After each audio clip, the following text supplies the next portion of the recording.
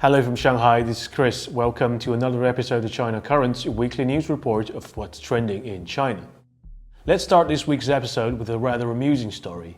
In an unexpected twist that has captured the hearts of netizens, He Ye, a giant panda known as a dude for over 3 years, was revealed to be actually female. This revelation from Chengdu giant panda breeding research base has taken the internet by storm, climbing to the top of trending searches.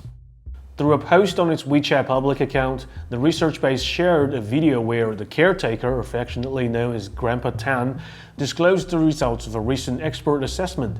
He Ye and his, or should I say her, sibling He Hua are in fact sisters.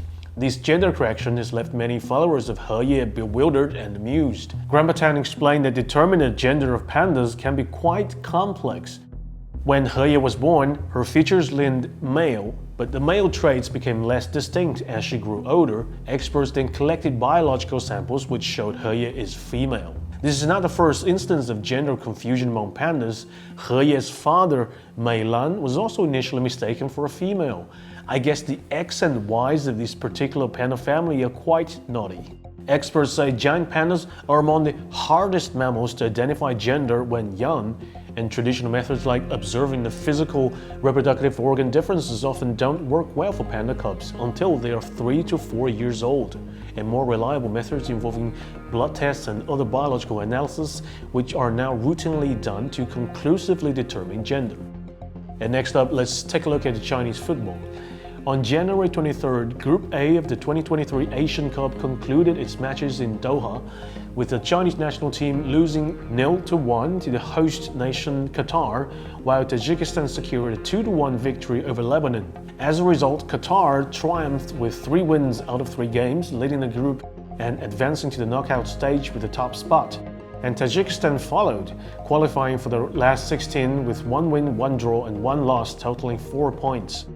And the Chinese team, with 2 points, finished third in the group. Chinese football is in the middle of the nationwide anti-corruption campaign. Both the former president of the Chinese Football Association and a former coach of the national men's team were arrested in the late last year. Next up, on January 22nd, Chinese ambassador to the United States, Xie Feng, held a meeting with the director of the U.S. White House National Drug Control Policy Office, Gupta. The two officials engaged in frank and in-depth discussions regarding bilateral cooperation in the field of drug control. And during the meeting, Ambassador Xie stressed the need for both sides to adhere to the spirit of mutual respect, rule of law, and professionalism. He also urged the promotion of cooperation in various areas of drug control, practicing law enforcement, collaboration, and the facilitation of stable, healthy, and sustainable development in China-US relations. And Director Gupta expressed his commitment to implementing the consensus reached during the meeting between the leaders of the two countries.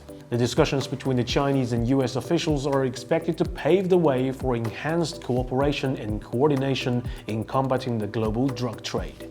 Both nations recognized the urgency and complexity of the issue and emphasized the importance of international collaboration to address the challenges posed by drug-related crimes. It also serves as another step forward in strengthening the bilateral relationship between China and the United States. Next up, in a recent release of economic data, 25 provinces in China have disclosed their respective GDP figures for the previous year. Among them, Guangdong province has emerged as a front-runner, surpassing the milestone of 13 trillion yuan, solidifying its position as the powerhouse in the nation's economy. Additionally, Shandong, Jiangsu, and Zhejiang provinces have also performed exceptionally well, exceeding growth expectations. Jiangsu is approaching the same milestone with a growth rate of 5.8%, and similarly, Shandong and Zhejiang have achieved impressive growth rates of 6%, reaching the 9 trillion yuan and 8 trillion yuan thresholds respectively. Among the 25 provinces, 15 provinces outperformed the national average growth rate of 5.2%. With the convening of local 2 sessions in 2024, various provinces have started unveiling their major economic data for 2023, along with their economic development targets for the year ahead. As of now, 25 provinces have published specific GDP figures for 2023, with 20 of them setting growth targets for 2024 in their government work reports. As China moves forward, these provinces will undoubtedly play crucial roles in driving economic progress and fostering innovation. The government's focus on promoting high-quality development and nurturing emerging industries will further bolster their economic performances and contribute to the overall prosperity of the country. Next up, Alibaba. In a significant shift within Alibaba Group's corporate hierarchy, Jack Ma, the company's co-founder, has now become its largest individual shareholder. This development follows Ma's recent acquisition of Alibaba shares valued at approximately $50 million in the last quarter, surpassing his previous shareholding of 4.3% at the end of 2021. And Ma's increased investment marks a notable change in the e-commerce giant's stock ownership structure. The second largest shareholder is now Alibaba's current chairman Cai Chongxin, also known as Joe Tsai, who boosted his stake to 1.4% through share purchases by his family investment vehicle, the report says. In contrast, the shareholding of Alibaba's formerly largest stakeholder, Japanese conglomerate SoftBank, has steadily declined.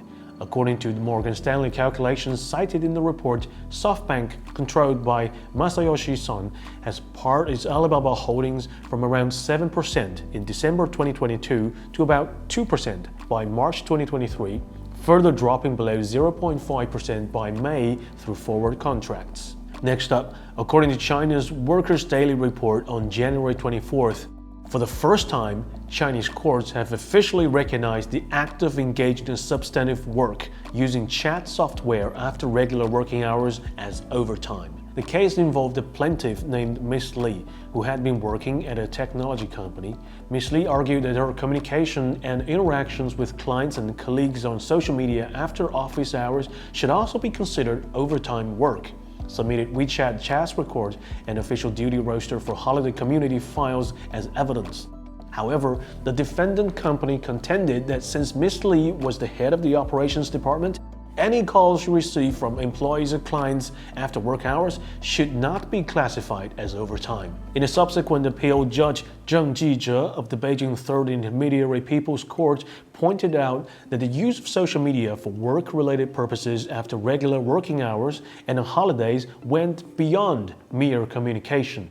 The nature of the work involved had characteristics of periodicity and fixity, differentiating it from occasional and incidental communication. This reflected employers' labor management practices, leading to the conclusion that it should be recognized as overtime.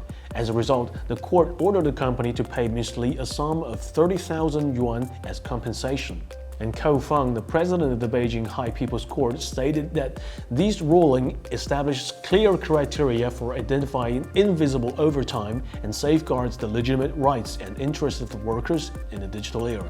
Next up, let's wrap up China's anti-corruption campaign in 2023. On January 25th, China's top anti-corruption agency, the Central Commission for Discipline Inspection, revealed on its official website that it received 1.057 million allegation reports in 2023. Out of this, 626,000 cases were filed, resulting in disciplinary measures against 610,000 individuals. The disciplined individuals included 49 officials at the provincial and ministerial level, 3,144 officials at a department and bureau level, and 24,000 officials at a county and division level, and 82,000 officials at a township and section level, and 85,000 general officials. Additionally, disciplinary actions were taken against 470,000 individuals from rural areas, enterprises, and other sectors.